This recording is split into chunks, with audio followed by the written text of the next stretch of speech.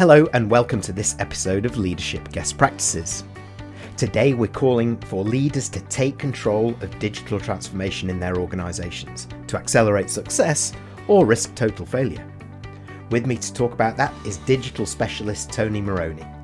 Tony is the founder and managing partner of Beta Digital, a specialist strategy and digital transformation advisory firm, and also the co-founder of the Digital Transformation Lab, part of Cork University Business School. This is a think tank for digital transformation comprising of experts from industry, academia and consulting. Tony himself specialises in strategy, growth and market development, business model innovation, digital transformation, change management and governance, and has worked with clients across Ireland, the UK, Europe, the Middle East, USA, Latin America and the Caribbean. There's not many places he's not been. Tony has a fascinating take on digital transformation and is an advocate for execution, focusing on the how-to and embedding it in the organisations in the right way. Let's hear more. Hello and welcome to this episode of Leadership Guest Practices, and I'm delighted to be joined by you, Tony. Thank you very much. Jeremy, thank you for the invitation. I'm delighted to be here to talk about digital transformation, one of my favourite subjects, as you know. One of mine too. And for everybody that doesn't know you, let's start straight away with you introducing yourself, your business and the Digital Transformation Lab that you co-founded. Yeah, great. So look, like yourself, my career has spanned many disciplines. My primary role is I'm the founder and managing partner of Beta Digital, which is a specialist transformation advisory firm. I'm also the program director for digital leadership with the Irish Management Institute. And as you rightly said, I co-founded the Digital Transformation Lab, which is a not-for-profit think tank based out of Cork University Business School, where we explore everything to do with digital transformation. That's amazing. And I think with digital transformation, we're both in that sphere. We do a bit of research as well. And I'm really interested to ask you particularly a question first off, which there seems to be still so few examples of digital transformation being executed well. So before we get into actually what makes it really work, why do so many organizations fail to leverage digitalization successfully in your view? Yeah, great question, Jeremy. Look, I mean, on one level, digital transformation is not new. It's been around for years. I think what we've had in the last 18 months or so is a real focus on digital transformation because of COVID. But there are some inherent challenges with digital transformation. And the first is it's not defined. You and I both know we could walk into any boardroom or any executive team and ask what they mean by digital transformation. And we'll get different answers from absolutely everyone. So there's a real challenge in that organizations say they're doing digital transformation, but yet they haven't defined what they mean by it. So there's a huge variance in terms of understanding. But the thing that puzzles me is how can you be doing something if you haven't actually defined what it means?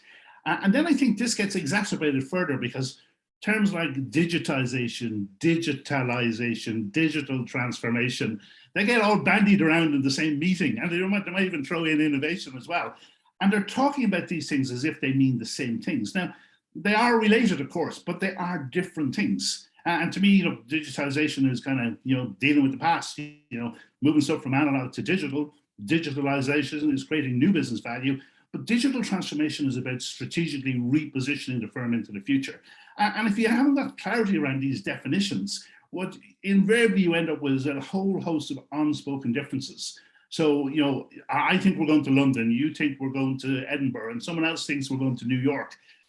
And that causes fundamental issues in firms because now I'm not actually saying that I disagree, or I'm not putting my hand up to say, actually, I'm not quite sure what we mean by this digital transformation. So everyone's going with the flow, but yet they haven't actually defined it. Now, does this permeate through the whole organization? Of course it does, because the people in the organization, they don't meet the board, they don't meet the executive team. They are in some reporting line, and whatever the view of digital in that reporting line is, that becomes their view.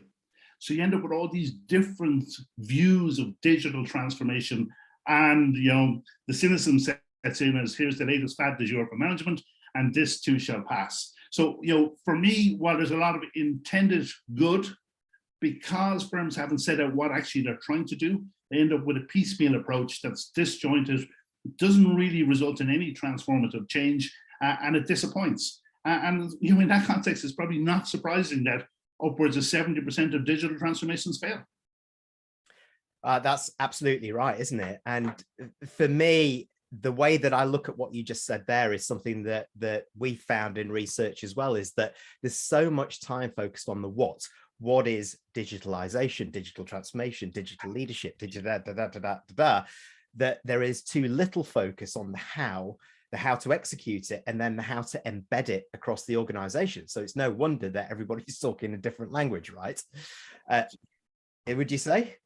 No, absolutely. I'm 100% with you, because look, this all comes back to, and there's a lot more talk these days of firms being clear about their purpose. And in reality, many firms are not clear on their purpose. Some think their purpose is to make money, and while that might be an okay outcome, it's not their purpose. But if you don't have that clarity of purpose, you then have a disconnect in terms of why you need to transform. And I'm 100% with you, Jeremy. The real focus here has to be on, how do we transform? Because what I see in day-to-day business is a vague understanding of why we exist, rushing straight to solutions. So they're going straight to what? We'll have one of those. We'll have a CRM system. We'll have a blockchain. And what are they changing? Well, apart from changing some of the technology, they actually haven't changed the firm at all, because it's still an analog culture. It's still analog in its processes. It's still silo driven, but all the issues are still there. And all they've done is change some technology based on someone having some power or influence at a point in time. Right, I'm going to put you on the spot then now, Tony, because I want some gold from you on this one. So from all the research, and I know that you do a lot of practical consulting into major organizations right across the world, what are the very best leaders and organizations doing now that others need to fast track, and what are the benefits? Look, I think the best organizations create a unified vision of what the future is about. So, they're clear on their purpose. They're clear on what customers expect, both today and tomorrow. And they're able to say to the organization, look, for us to be competitive and relevant in the future, this is how we need to change. But if we change, here's how we will be able to compete into the future. Now, that's really important, because, look, there's a huge difference. In reality, when most people hear the word digital transformation, they're probably thinking, oh, redundancies, right sizing, job cuts, you name it. They're not thinking, actually, this is exciting. They're thinking, this is the management talking about downsizing the organization. Now, isn't it far more preferable that people say, actually, this organization has real clarity about what the future looks like. And of course, the future will change by the time we get there. But it has real clarity in terms of understanding the customers and what the customers expect from us. It has real clarity in terms of what are the things we would need to do if we're to deliver against those expectations. So how do we change? We need to do these things. It might involve skills. It might involve process. It might actually involve simple things, organizing around the customer, right? Now, the reality is, as most organizations got bigger, they become experts in silos, right? So Taylorism, if you want to call it that, right? So they become very good at what they're doing and very good at handoffs sometimes, but they're not quite clear on why they're doing these things anymore, because they have become disconnected from the market. Whereas when they set up originally, they were probably very close to the customer and understood what the customer was trying to do. So for me, it's around having this real clarity that everyone is bought into. And it has to be led from the top. Now, of course, it has to be mobilized from the bottom, but it has to, if the leadership team are not joined up at the hip, because look, organizations are adept at finding out, what the leaders really think, right? And I don't have to be disruptive to kill digital transformation. If I'm a divisional leader or whatever you want to call me, I can kill it by doing nothing. And no one can ever say I said anything bad about digital transformation. I can kill it by my silence. And my silence sends a message to all my people, this doesn't matter, right? So what you need is the leadership team absolutely ad idem, joined at the hip, saying, look, we have a vision for the future. We want you to be part of this future. We have clarity in terms of how we are going to get there. This is what it's going to mean for our customers. This is what it will mean for our stakeholders. This is what it will mean for you, by the way, in terms of skills, ability to meet customer needs, all those type of things. So you can now say to yourself, actually, this organization has a future. I'll have a future. Actually, I'll be better skilled and equipped to compete in the future. So this is actually good news, not a case of, well, I wonder how long is this going to take before they turn around and say, well, we don't need you anymore. Well, I asked for gold and you gave it me. And I was writing furiously here to try and kind of summarize what we've got, because there's so much good stuff here. And I think there's a few key points that resonated for me there, Tony. It's the clarity, first of all, of the why and the what, why we're doing it, what we need to do, the engagement and motivation and buy-in led by the leaders, but mobilized from the bottom up with the employees involved, doing rather than saying to get to the how and the implementation stakes, with alignment and consistency right across the leadership team, as you say, which is really key, which is often where it fails, and the rest of the organization. I think that really, really shows in 5 or 6 key points. If you've got those ingredients in the mixing bowl, you're making progress, right? Oh, look, if you're there as the CEO or the board of the organization, you can hand on heart say, we understand our business, we understand our customers, we have a vision for the future. We know the market is changing, but we know how we need to change to get there and to get ahead of it. Because it brings in a realization also that, look, if you don't do these things, actually you're going to be in trouble, because an organization that is aware of its environment and its customers and the changing environment, that can do something about it. An organization that's kind of, path dependent in terms of, look, this is what we've always done. And there are challenges in there too, because sometimes maybe the CEO only has a year or two to go, and they're kind of saying, well, I'm not going to rock the boat on my watch, someone else can do that. So it is important that there's just ownership. And look, I would ultimately say board is responsible for strategy, management, executive are responsible for implementation. So the board have that ability to stand back from it all and sort of say, with management, let's talk about the future. Let's talk about our ability to innovate, transform, be digitally mature, and compete in the future. Because if we don't have that conversation, someone else is going to do something and we become irrelevant overnight. So, right, now maybe we can explore that a little bit further. If we consider, for those boards and leaders who are slow to progress, what's the cost of your experience and the research that you do at the lab, Tony, of the implementation lag for themselves, their businesses, and their people? Yeah, so look, the first thing I'd say is what we need to do is, and you said it at the outset, so get the board to think about transformation, not digital. Because in reality, boards and executives, when they hear the word digital, they think, oh, this is a technology issue. I'm not a technologist, therefore I don't know what we're doing here. Get them to think about transformation. This is about the business, right? Now, look, the reality is the inability to act, results in market failure. And corporate history is full of great examples. And in essence, my view is, Darwin's theory of evolution still applies, and it applies in the corporate world too. And look, what Darwin said was, it's not the strongest or the smartest, it's those that adapt best survive. And in a business sense, that's absolutely true. And we're in a state of perpetual digital Darwinism, if you want to call it that, where changes in technology and changes in society are moving at a pace that firms can't actually keep up with. And if they don't keep up, the risk they run is they become irrelevant over time. And look, you can look at all the examples, Kodak, Blockbusters, there's loads of them out there. And the irony is, Kodak had the digital patents, but it wanted to protect its, film business. So it wanted to protect the status quo. Blockbuster had the opportunity to buy Netflix, but it had a business model based on late fees. So it wasn't based on customer needs or customer experience. And they declined the offer to buy Netflix, saying, well, actually, we don't need this.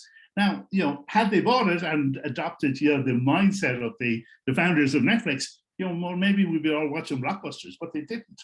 Now, I think some of this is understandable on one level, Jeremy, in that a lot of organizations were born pre the world of digital.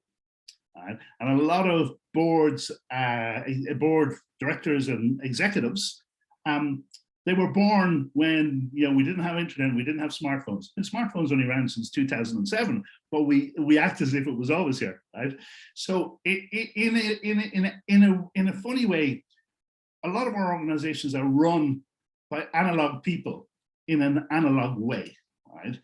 And a lot of the management training historically was all focused on, beat the competition to drive shareholder returns, right? And as you and I know, that model is kind of gone. It's passe now, because we're now in a world that's hyper connected, where firms such as Amazon, Airbnb, Uber, they're educating customers as to what type of experience they should expect, right? Regardless whether it's a product or a service. And at the same time, they're totally changing business models. So this whole idea that we make, we distribute, and we sell, that's not the world we operate in anymore. We had they, as you know, they're called the pipeline businesses. Then we had the efficient pipelines, and then we had the platforms, and everything's up for grabs. But I think for most firms, they need to figure out, well, where do they fit into this? Because it's not about absolutely controlling everything. It's about where do we add value for the customer. And we may decide to do all of it, or we might decide, actually, our place in this world is here. So we're part of an ecosystem where we deliver certain things, but not all of it. But there needs to be that clarity, because if you don't have clarity, well, you're spinning your wheels at best, and you'll wake up someday and you'll find, well, actually, your market is gone. And look, I know you guys use this too, and I love this one, which is, ask yourself the question, well, what would Jeff do? Because if Jeff Bayless was to come into your market, like, he's not going to say, well, let me see what these guys are doing, and I'll do that a little bit more efficient. He's going to totally revolutionize it and change it altogether. So I think there is this constant challenge of we need to think about the future. We need to think about how we can compete in the future. The real problem, as I see it, though, is boards and executives, they deal with strategy, once a year at the offsite. It's on the agenda at the board meeting, but it's time for lunch. We haven't got the strategy. Okay, can we do it in 10 minutes? I'm being slightly facetious, but it needs to be more upfront in terms of, is our strategy relevant? Because you can't set strategy for 3 or 5 years anymore. You can set the direction of travel, but you all the time need to be in checking, are we making progress against it? Is it still right? Is there something changing? Have we sensed a change in the marketplace that has us to rethink slightly? Well, you can't just sit back and say, well, let's hope for the best. I couldn't agree more, Tony. And the way that I summarize a lot of what you said there is the difference between those that are really making progress and that aren't. It's that 20th century mentality versus the 21st century thinking, and rethinking how we work, do our business, modify our cultures, adopt digitalization for the modern workplace versus how we used to do things. Jeremy, one thing I'd add in there is, like, why aren't more organizations saying to themselves, well, actually, all our young employees are digital natives. So why aren't we matching up digital natives, high potential digital natives, with executives? So the executives are learning from these digital natives in terms of, actually, there's a different way to see the world, right? But also these young digital natives are learning how to, organize and operate in businesses. And there's nothing to be lost, everything to be gained. Because look, I've had to learn my relationship with technology, right? I have a 20-year-old and a 24-year-old. Their relationship with technology is totally different. It's so natural, it's so intuitive. In fact, it's everything, right? Whereas, when I started work, well, there was no internet, there was no smartphone, there was no, there was no laptops, right? There was no Zoom, right? So we've had to learn things, and not everyone has been comfortable learning things. And I also think the other issue is that, look, if my level of digital competence is how well I can use my smartphone or my, PowerPoint presentation, that gives me a false sense of security in terms of how well my firm is doing from a digital perspective, because my basis of reference is me, right? Whereas if you were to ask these 20-year-olds after 2 days of joining your organization, well, how digitally mature do you think we are? You might be surprised with the answers you get, because they're probably thinking, this is kind of very old-fashioned and quaint. Yeah, I'd agree with that. And I think with some organizations, it's as bold a statement to say it's revolution, not evolution, in terms of where they need to get to on here, that need to act, that need to adapt and change. And you're right, it's not the strongest or the biggest that survive, it's the ones most adaptable. And it's that quote that often is got so wrong in some organizations as well. And as we go ahead, there's something that I want to throw in here for you, Tony, as well, a bit of speculation maybe, but we're in the midst of what's being kind of called the great acceleration. Speed, you could argue, is competitive advantage, and it compresses the time that you've got to change, to adapt, to compete, to think about how you service your customers for the future. And I know that your lab, the Digital Transformation Lab, is helping businesses succeed in those digital times. But before we know it, we're going to shift between Industry 4.0, the digital era where we are now, and the so-called autonomous era of Industry 5.0. What do you see as the main difference? So for when your kids in their 20s, as you say, when they have their kids, what is that difference that they're going to see? But they'll probably be born with an iPhone in their hat or something like that. But yeah, look, I think you're right, and I think the speed of change, if anything, is getting faster and faster. And I think one of the skills that firms need to think about is having the dynamic capabilities where they can sense the change and they can sort of capture the value from it, but then actually shift the organization to institutionalize it, make sure it's part and parcel of what they do. As I look at it, we look at the Digital Transformation Lab, and look, we're kind of a collective of industry professionals, consultants, academics, and researchers that it's not for profit, but we talk to a lot of people like yourself who are practitioners in the business to find out what's going on and share that with the world. And I think, personally, what I think the big difference is going to be in the future, it's going to be about those leaders who understand the power of the technology, but equally understand how to harness it through their people. Because if you got both of those, you can then deliver the type of experiences that your customers are going to need. And that doesn't mean that everyone needs to be a technologist. By contrary, it suggests that a lot of the skills we're going to need in the future are soft skills. Of course, we're going to need technology skills. But look, I'm not a technologist, and I would be of kind of an ilk that, well, if I need a technologist, I can get one.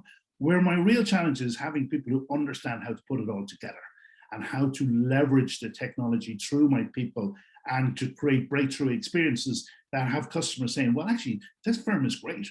I wouldn't deal with anyone else because they understand me. They look after my needs so well, and it's a joy to deal with them. So I think the real challenge is pulling those together. I think the other big challenge, and the World Economic Forum has called it out, is, look, 1 in 2 people need to be reskilled by 2025. I've dealt with numerous organizations over the last number of months, and we'll come to this question and sort of say, yeah, but look, if you think of the skills that you have in the organization today vis-a-vis the skills you're going to need in 3, 4, 5 years' time, what is your plan? Right? Because I can't wake up in 2025 and say, well, actually, my skill sets are wrong. These are going to take time. We may change some of the people, we may not, but we absolutely do need to change skills. Right? So I need a plan that's going to say, well, if this is our vision for the future, and this is how we need to transform, what type of culture am I going to need? What's the mindset that we're going to need? And it's certainly not going to be a silo-driven, analog business. But equally, what are the skills my people are going to need? Because if I want them to be able to deliver on the experience, but equally, if I want them to stay with me, right? Why would I stay? Back to our digital natives. Why would I stay in a firm that's killing me, right? It's so out of date. It has no future. I can see it has no future. Their idea of digital transformation is cost reduction. Why would I stay, right? So if I want to attract talent, I'm going to need to have a firm that people say, these guys are going places. Oh, their ethos is brilliant. Their values, they resonate with me. They really are focused on the customer and they understand the customer. And it's exciting. It is really exciting. And what came to mind when you were talking there is that digital transformation success has so much of the human touch at the heart of that, is that can be forgotten sometimes. Those that aren't really on board with that can start seeing technology, systems, platforms, you name it, but forget that actually it's a human endeavor and a human journey ultimately. And particularly like the statistic, 50% of people will need to be reskilled over the next sort of 3 years. Absolutely. And if you're going to harness the power of technology through your people, you need them to have the new knowledge, skills, and behaviors that's going to make it tick, right? Yeah, and look, what I'd say is, look, digital transformation never fails because of technology, right? It always fails because of the inability to lead change. Because look, the technology will do whatever the technology is supposed to do. But if your people don't embrace it and don't use it, Well, well, it's not going to do anything because it's just. And look, you even think about it. You go into organizations and they're investing in systems, or they invested in systems the previous year. No one's using them. It's not adding any value. It's actually added an overlay into the business. And I think part of the problem, Jeremy, comes back to if I'm not really clear about this. And I love the line from Lewis Carroll in Alice in Wonderland: if you don't know what road, if you don't know where you're going, any road will take you there. If all you're doing is doing technology implementations, right, which at best are incremental innovation into the organization, but you're not actually bringing your people with you, it will fail. Right? What you want is that your people are leading this change for you, and that they're the ones close to the customers, and they're sort of saying, well, actually, you know what? All the pain points are here, and if we could only do the following things, we could create a great experience. And oh yeah, look, these handoffs, they don't work. Can we get rid of those handoffs? Right? Your people actually that are close to the customer know where the issues are. The problem is if you get up the organization and you're in your ivory tower, as they like to call it, right? You're so detached from customers, you've no sense of what the real world is about. And if you're not a digital native, actually your paradigm is actually one from the last century. We can say that since we're in 2022. Okay, so here's the $64,000 question behind what you just said then, Tony, putting you on the spot yet again on this one. So what do our leaders do now to better future-proof themselves, their businesses, their people, and their customers so that they can make more rapid progress?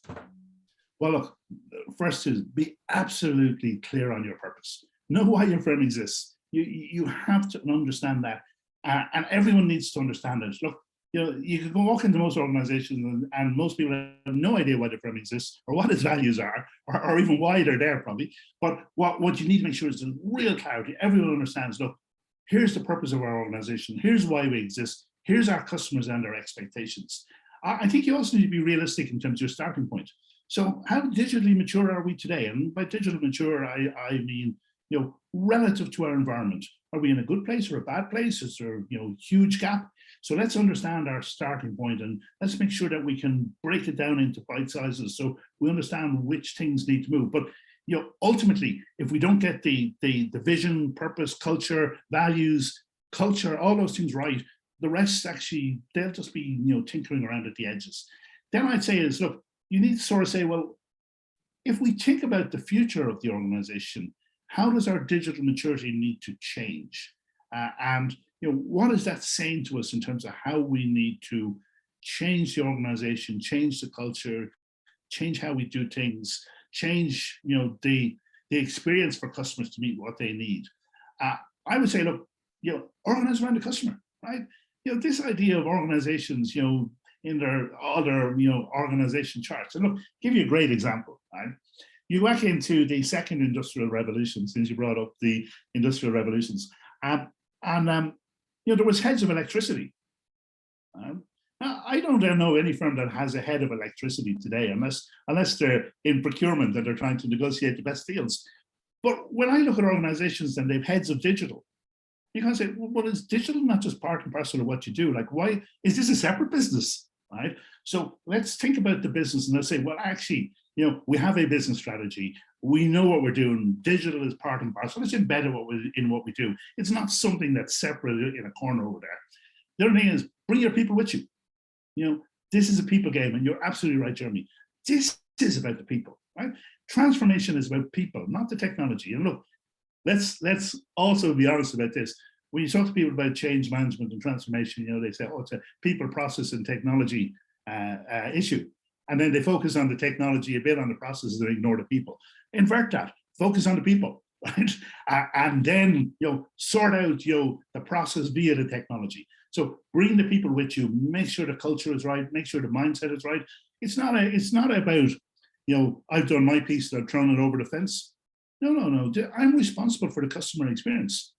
As is everyone else in the organization. So let's make sure we're doing this together. And then I say, look, the last thing is stay the course. Because transformation is not easy. If it was easy, we'd all do it, right? But transformation is hard, and there will be setbacks. So it requires persistency. It requires resilience. It requires that real commitment from the leadership, because there will be setbacks and there will be challenges. And of course, you can help yourself by making sure that you build in a few early wins, so that people have the confidence, actually, this is starting to work. But it does take time. Transformation, look, one of my bugbears in the last 2 years, I see these headlines, 5 years of digital transformation in 6 months, and things like that. And I'm thinking, well, there might be 5 years of digital technology sales or 5 years of digitization, but there certainly has not been 5 years of digital transformation. Right?